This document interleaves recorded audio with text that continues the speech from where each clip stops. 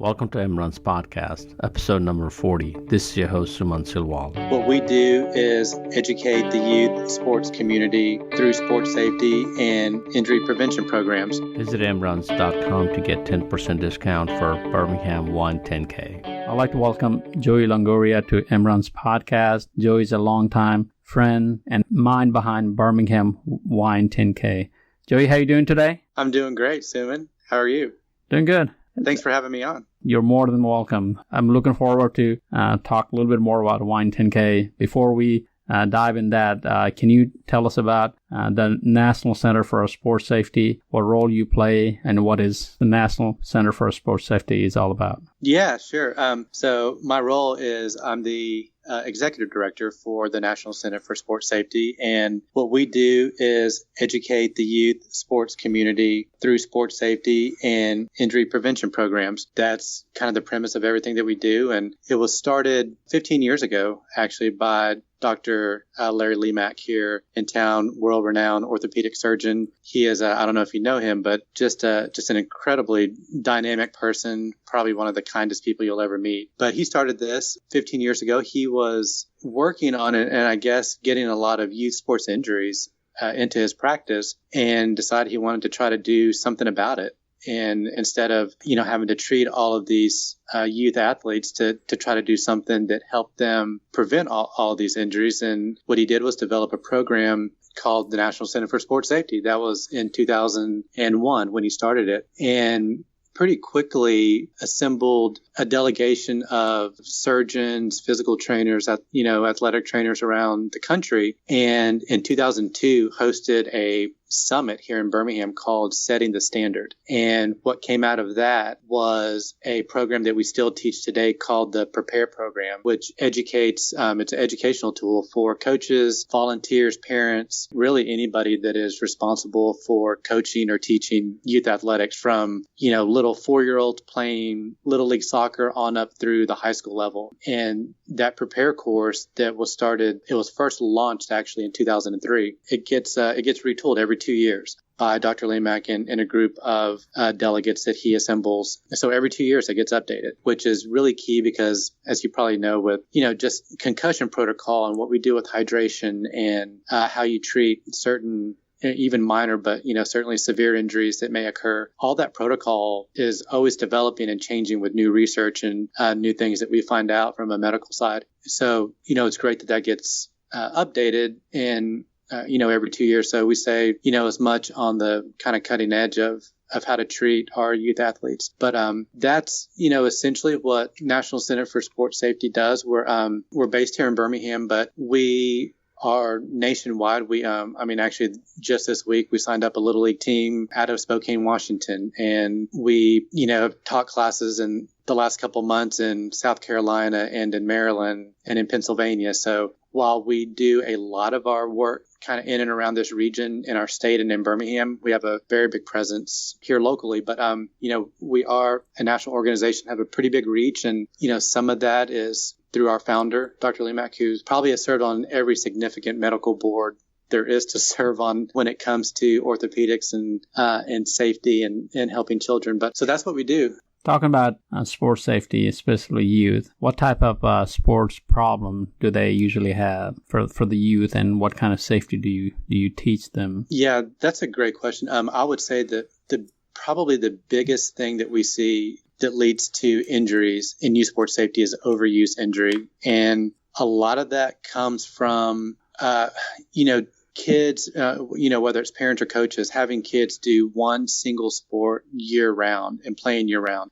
Whether that's, you see that a lot in, perhaps in baseball with pitchers. There are kids having shoulder surgeries at age 11 these days, which is just incredibly sad. You can see that sometimes in gymnastics. My daughter, does gymnastics, and you go to their gym and do you see a handful of girls in boots and splints anytime you go there? And so I think a lot of it can be overuse. One of the best things that you can do to combat that is just have your kid play, a bunch of different sports or have them take a break. You're not going to cultivate a professional athlete at age 8 because you have them playing year-round baseball or travel ball or, whatever the sport is. So I would say overuse injury is a big deal. Definitely. Part of the things you do as a center, you also do the certification. Is that what you said in the past? Right. Yeah. So we work with just a number of different entities. I'll take a couple of them kind of on 2 different levels. The city of Homewood, for instance, is somebody that we work with, one of our clients. And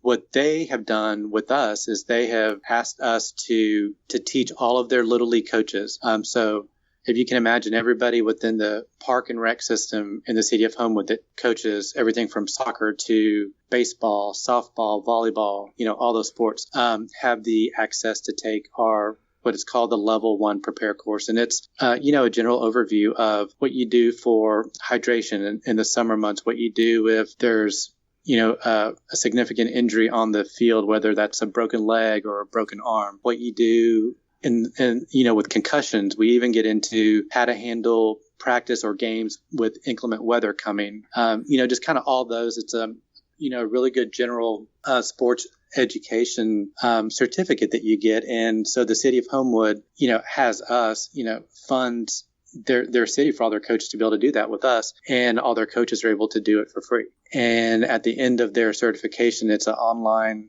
class that you can take. They get their certification, and that automatically goes to the city of Homewood. It goes to Alyssa with City of Homewood. They have a record of it, and they actually require all of their head coaches with Little League sports in Homewood Park and Rec to take our course.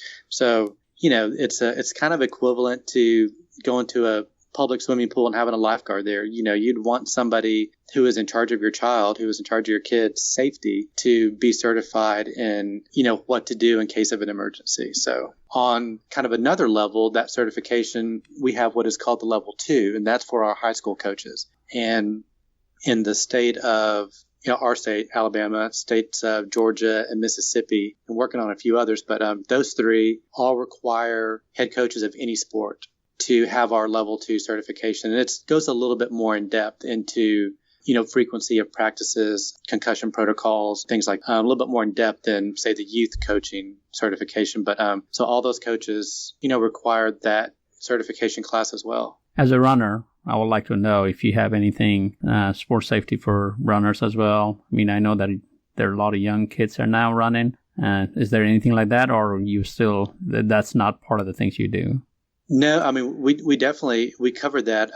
We don't necessarily cover that in our general education, but we have, at times done sport specific, and we have done it for runners and for youth runners. And, probably the biggest thing that I know our surgeons and our trainers will tell them is to not do too much too quick. And that's a pretty good rule for, even us older runners, whether you're coming back from injury or to make sure that you're not preventing it. You have a lot of kids going into cross country, 7th grade. And even though, kids that age can just go outside and play all day long, the pounding that goes with running is a different motion that they may not be used to, repetitively. So, kind of like anything, just, ease into it and don't do too much too quickly is probably really good advice to follow. Changing the subject a little bit, let's talk about the Wine 10K, Birmingham Wine 10K. Talk about how that concept came about.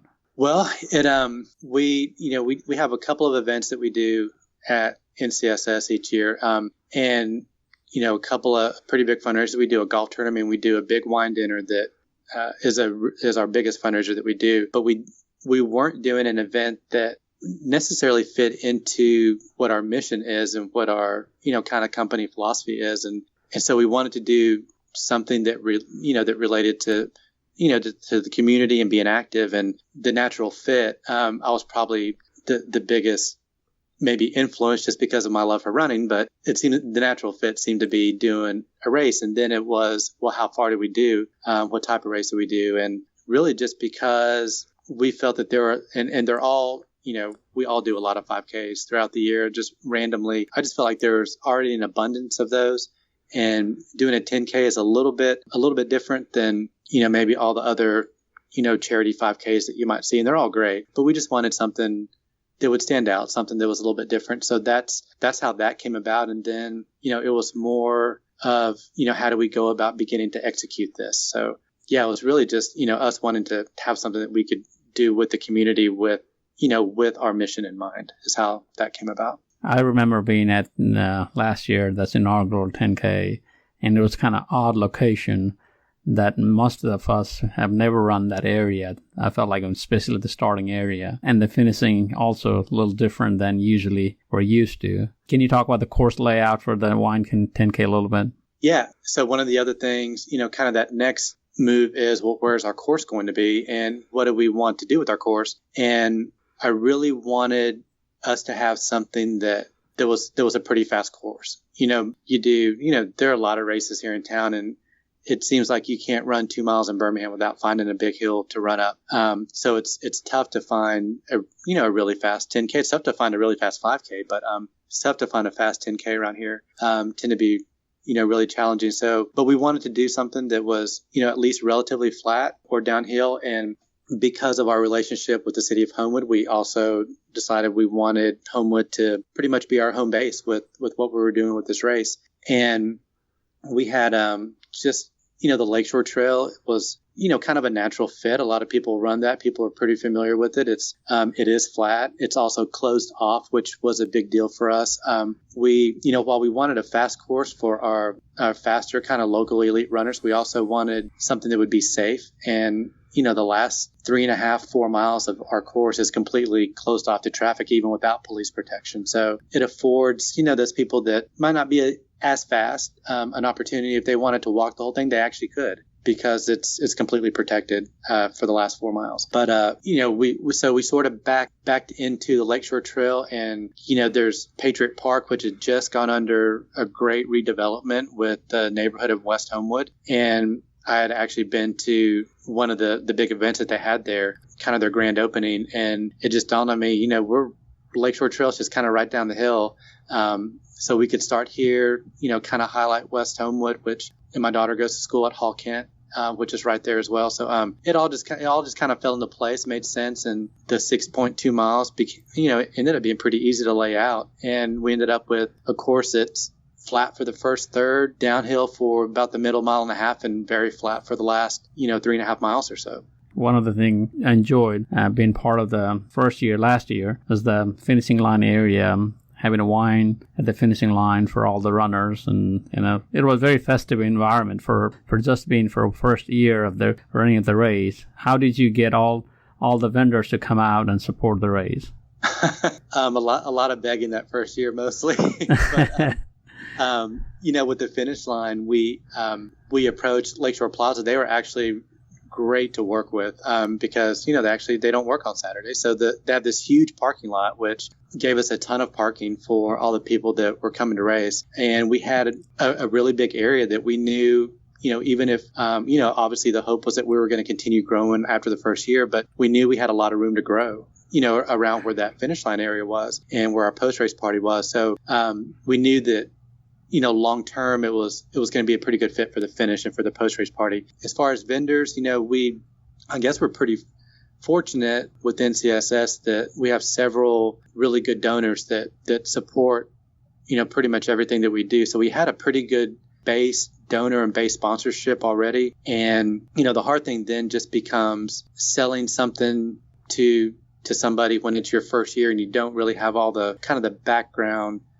data and things like that. You go to these folks, you tell them what your plan is, you tell them what you're going to do, and really that first year you keep it, our goal is that we keep everything pretty simple. We're going to execute a really smooth race, and we're going to throw a really fun post-race party. If we do those two things well, we thought that, runners would come back, vendors would come back, and, a lot of people, surprisingly, well, maybe not so surprisingly, if you go to enough races, love mimosas and beer and wine, after the race. And we had, Lululemon was there, and they did grilled cheese, which was a huge hit. We had Vecchia there that did, white bread pudding that was a huge hit, and they're all coming back as well this next year. So we're pretty much bringing everybody back and then adding a lot more new folks. That first year was just making sure that we did everything smooth and that we executed everything, really well. And we knew that if we did that we would have a good response from the first year, and that people would say, hey, that was a great course. The execution was good, and we had a lot of fun. And so that was kind of the takeaway that we wanted people to have, and it seems like that's what happened. So you may want to also mention your award for the race. If you won overall, if you're one of the top people, you probably walked away with about $600 worth of stuff. But from really good wine to we did wine glasses that had for all the age group people, first, second, and third in every age group, had their wine glass with their age group on it, and so we thought that was pretty unique and pretty fun that we did that. And but yeah, so having some unique awards was fun, and we have some pretty fun stuff planned this year. I know we're going to do the glasses again, and we're also going to have something for all the finishers, and we're waiting to see exactly what that's going to be. But when it is, I'm sure we'll release it on our social media like we do everything else. Definitely. Tell us about now how this Wine 10K is related with NCSS. Well, it seems like just about everything we do has to do with wine in this organization. I say that kind of tongue in cheek, but our biggest fundraiser that we do each year is our wine dinner that we do at Fleming's Steakhouse. And that was started with our former executive director, Catherine Lemack, and her husband, Matthew. Both are very big fans of going to Napa and very big, wine connoisseurs. And so that's how the wine dinner developed. And then really just we knew we wanted to do mimosas. Post-race, we have a really good relationship with International Wines, and they came on as a sponsor to supply the champagne that we did for our mimosas. And Wine 10K just kind of seemed like a fit, and wine10k.com was an open domain name, and everything just sort of fell into place. Sort of like M-Runs when you were branding M-Runs. Sometimes you get a little bit lucky and things just fall into place, and that's sort of the way it happened last year. We had a plan for sure, and bringing on Allison Stone as our race director and Jeremy Davis with set up events to do our timing was a very wise move on our part, because as you know, they're both top notch and incredible at what they do. So, a lot of the logistics they took care of, but a lot of the ideas and marketing, we did, and, we just wanted to have fun with it. And I think that translated to people having fun and wanting to come back out. Definitely. Additional to the question I was asking earlier, basically the fundraise you get from this, you use towards the sports safety, correct? Oh, absolutely. Yeah. Every dollar, that we get goes into us being able to, further educate coaches on sports safety, across the country. And, a lot of what we do, if it's in a specific region like this is, that money will stay concentrated, here in this area. But every dime goes to coaches' education for youth sports. So this concept of Wine 10K is catching up in and around Birmingham. I hear a lot about it now. As you go forward, how do you plan to grow it? Success it had in the first year, and what we're looking for this year, it may grow out from the location where you have started. Can you touch bases how future will look like from 5 years from now, even next year, or even this year, how you want trying to approach it to grow it a little bit bigger? Yeah, well, I'll kind of just maybe start with the kind of the goal and concept that we start with is similar to how we do most everything else at National Center for Sports Safety. We start off with our why and our what. And if you really, that why being the cause or crusade, which is easier for us because everything comes back to coaches' education and youth sports safety. So our why is sort of already there with anything that we do. And then you get into the what, which is, just that, kind of your quantifiable goals and the money making part of it. And we try to be careful, because that why, which is kind of your mission, that kind of, that missionary discipline, and the what being more the mercenary. You don't want to do all of one and not the other, because if you stay too mission driven, which if we had approached this Wine 10K and all we wanted to do was teach people about the National Center for Sports Safety, we may have done that, but we wouldn't have made any money, and it would have lasted 1 year, and we would have done one 10K. On the other hand, if we had, just stayed only money driven, and eventually what that turns into, if that's your primary concern, you start doing things for money at the expense of your ethics. And I've seen people fall into that trap too. So our goal, really was, how do we get the word out with what we're doing with National Center for Sports Safety also make money. So we're trying to stay, at a high level of both of those things with anything that we do at NCSS is, make sure that we're getting our message across, but making sure that we're funding what we're doing, whatever event that it is. So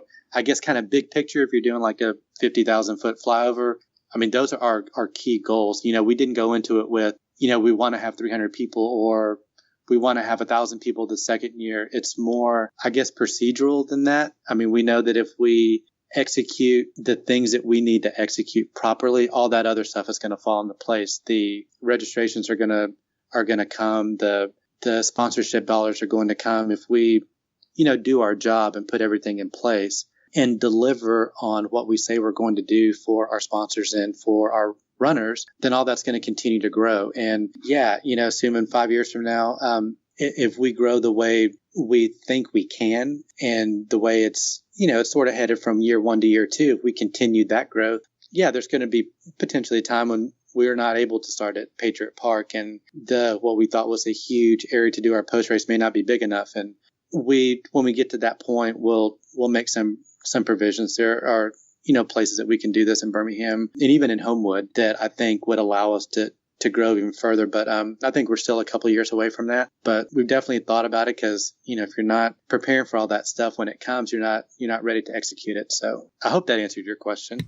That answers my question. So we don't know at this point, but we're just going to let it grow and see where it falls. And you're doing a great job at this time, and and runners will respond accordingly. So we know that for sure.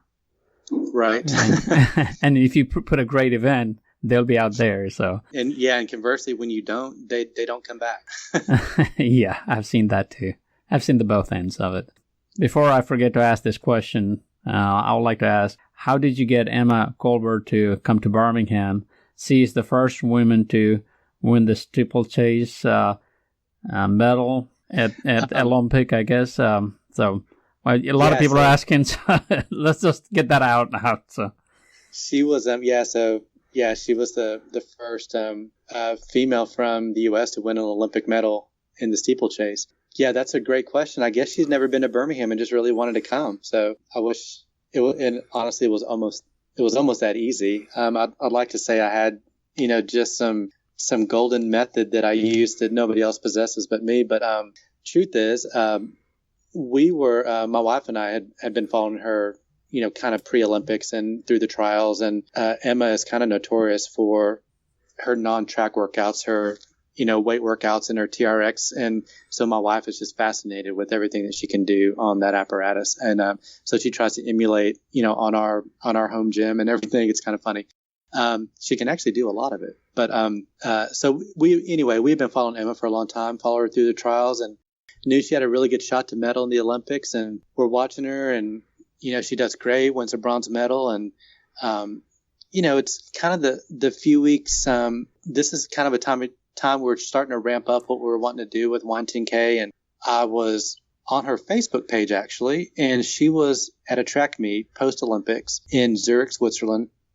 And she had posted a photo of her with a couple other athletes doing a children's run camp where she was teaching kids the things about, sort of what we do. She was teaching them how to be safe in their preparation with, stretching and things that you do while you're on the track and on the road, and what to do afterward and what to do if you get injured. And so I saw that on her social media, and I thought she seems to love exactly what our mission is all about. And I thought, well, this is a long shot, but I'm going to send her a message.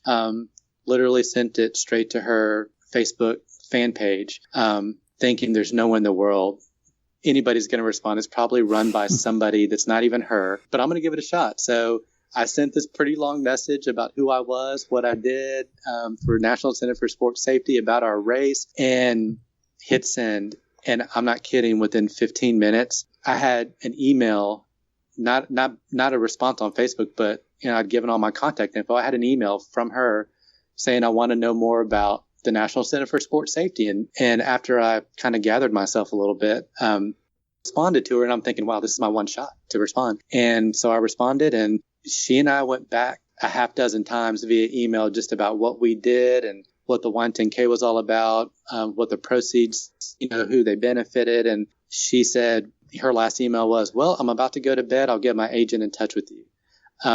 So, again, you're thinking, when's that going to happen? But of course I didn't want to tell too many people because it was such it was a really big deal. And if it didn't happen, I didn't want to get too excited. But I woke up the next morning and there was an email from her agent asking if he could give me a call that day. And I said, sure, I'm open at 9:30. And so he called me and we were on the phone for about 10 or 15 minutes. And he said, okay, I know she wants this to happen, so let's make it happen. What do we need to do? And we discussed a few logistical things and it was done. Contract was over to me that afternoon. I signed it, sent it back. He signed it, sent it back. And Emma was coming to the Wine 10K. It all happened in about 48 hours. I still kind of can't believe it. And I guess what I'm most surprised about with her that's really refreshing from a pro elite athlete that's probably one of the most marketable people that came out of the Olympics is she'll drop me an email, or she'll post stuff on her social media about Wine 10K. She did it 2 weeks ago. Just, kind of randomly, out of the blue, she decides to post about Wine 10K. And I thought that was really cool. And, she'll just send an email and just say, hey, I'm about to do this, or just kind of keeps us updated. So that's pretty uncommon, I think, when it comes to dealing with professional athletes these days. So it's been great. She clearly has a passion for helping kids in sports and especially with running. So, I hope this is a good fit that we can continue even past March 11th at the Wine 10K with her. Definitely. And we need to recruit some of our fast ladies to line up. Yeah, I'm hoping Jenny Simpson's on the radar shortly after it. We're hoping that this becomes something we do every year with Wine 10K. If it happens to be her every single year, that's great. But there are other people that she's friends with that I think she can bring our way if we make sure to show her some good hospitality, Southern hospitality, while she's in Birmingham, and she'll go back and hopefully can't wait to come back and visit us. So definitely. We'll see. I'm also talking about our local fast ladies to come down and race with her. They're already coming. So, everybody knows Erica, who just set a new state of Alabama marathon record.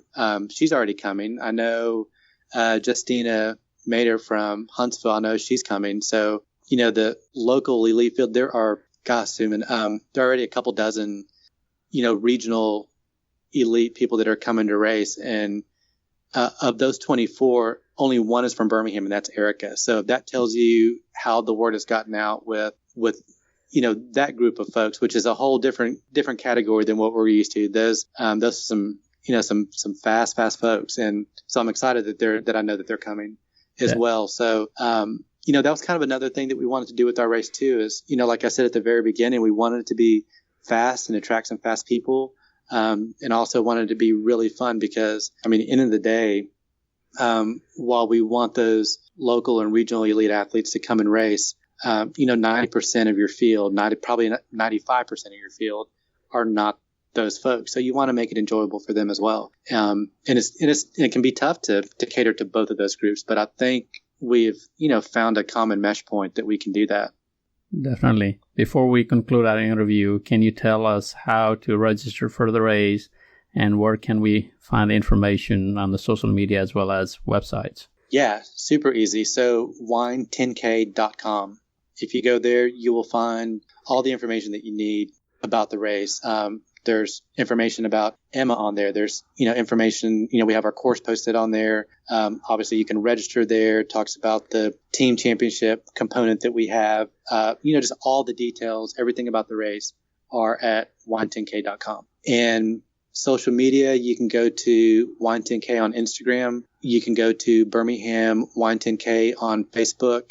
There's, we're pushing 1,000 people on that. Now that's grown pretty quickly. And that's where we put a lot of our fun homemade videos that we put out every now and then. So Facebook has been, just like anything these days, social media with videos, it's become one of the biggest things that you can do to get the word out about your event. So wine10k.com, Birmingham Wine 10K on Facebook, and Wine 10K on Instagram. You'll find us.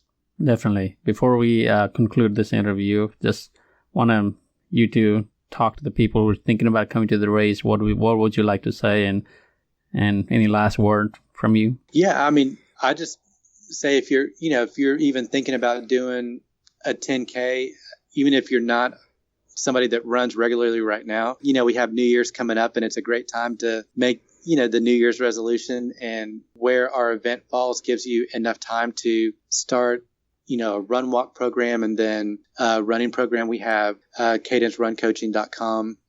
You can go to if you're, needing a run plan or somebody to help guide, your efforts to get there. But I would just say be ready to come out, do a really enjoyable course around the neighborhood in West Homewood, come down on Lakeshore Trail, really peaceful tree line, asphalt paved path that's closed off to any cars. So a great course, and then get ready to have a really great post-race party. Our presenting sponsor, the one thing that they told me as they were handing me their presenting sponsor check was make sure that the post-race party is better than anybody else's. That's all I asked. And I said, yes, sir. So, so be ready to have fun, on the road, on the course, and after the race. So, and go to wine10k.com and sign up. Great. Thanks for your time, and looking forward to coming out and taking some pictures for Wine 10K. Suman, thank you for this and everything you do in the run community. We're lucky to have you. Thank you. Thanks for listening to another episode of Embrun's podcast.